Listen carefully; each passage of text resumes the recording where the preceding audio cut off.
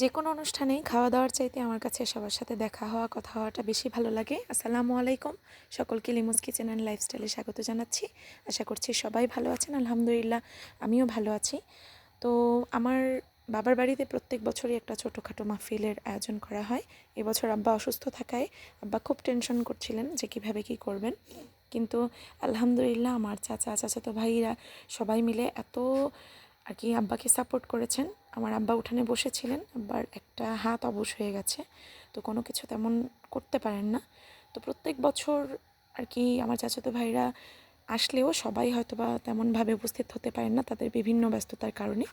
এবছর আলহামদুলিল্লাহ সবাই স্বতঃস্ফূর্তভাবে অংশগ্রহণ করেছেন এবং কোনো কিছু নিয়েই আমার আব্বাকে টেনশন করতে হয়নি। আমার আব্বার আসলে ছেলে নেই, আমরা 3 বোন। তো আব্বা একটু পরপরই ইমোশনাল হয়ে যাচ্ছিলেন যে আমার ভাতিজারা আছে, আমার ভাইরা সবাই সব কিছু করছে, আমার আর কোনো টেনশন নেই। তো এগুলো দেখে আসলে আমাদের কাছেও ভালো লাগছিল। তো সবাইকে খাওয়া দাওয়া করানোর পর আমরা উঠানে বসেই খাওয়া দাওয়া করছিলাম, আমি, আমার চাচাতো ভাই, ফুপা, কাকি, আম্মা। তো আসলে গ্রামের এই জিনিসগুলোই খুব ভালো লাগে। এমনি নর্মালি কিন্তু উঠানে খেতে তেমন একটা ভালো লাগে না, কিন্তু সবাই একসাথে হলে একটা উৎসব মুখর পরিবেশের সৃষ্টি হয়। তো দুপুরের খাবারের মেনু খুব সিম্পল ছিল, খাসির মাংস, সবজি, মাসকলাইয়ের ডাল এবং সাদা ভাত। সিম্পল মেনু হলেও খাবারগুলো সবগুলো প্রত্যেকটা মজা হয়েছে এবং সবাই খুব তৃপ্তি সহকারে খেয়েছে। তো আমার চাচাতো ভাইকে ভিডিও করছিলাম, আসলে ভিডিও তো সবাইকে নেওয়া সম্ভব হয়ে ওঠেনি, আমিও ব্যস্ত ছিলাম। সবাই সবার জায়গা থেকে সম্পূর্ণটা দিয়েছেন, এই জন্য আবারও আমি সবাইকে অসংখ্য ধন্যবাদ জানাচ্ছি।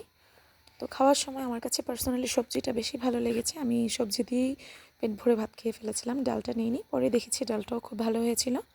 তো খাওয়া দাওয়ার পর মাগরিবের আগেই রাতের জন্য তাবারুকের ব্যবস্থা করা হয়েছিল। তো অনেকেই বলছিলেন এত আগে রান্না করলে নষ্ট না হয়ে যায়, কিন্তু আলহামদুলিল্লাহ আর কি খাবার ভোর রাত পর্যন্ত গরম ছিল, সবাই আর কি খুব পছন্দ করে তাবারুক খেয়েছে। তো তাবারুক রান্না হয়ে যাওয়ার পর প্যান্ডেল টাঙানো হলো চারপাশে, তারপর মাওলানা সাহেব আসলেন, সুন্দর করে সবার জন্য দোয়া দুরুদ করলেন, জিকির আজকার হলো, খুব ভালো লাগলো। একটা অন্যরকম পরিবেশ, শান্তি বিরাজ করছিল আসলে। তো যারা আমাদের মাঝে নেই তাদের সবার জন্য দোয়া করা হলো, আমাদের সবার জন্য দোয়া করা হলো। তো আসলে গ্রামের এই ব্যাপারগুলোই খুব ভালো লাগে। তো ভালো থাকবেন সবাই, শুভরাত্রি।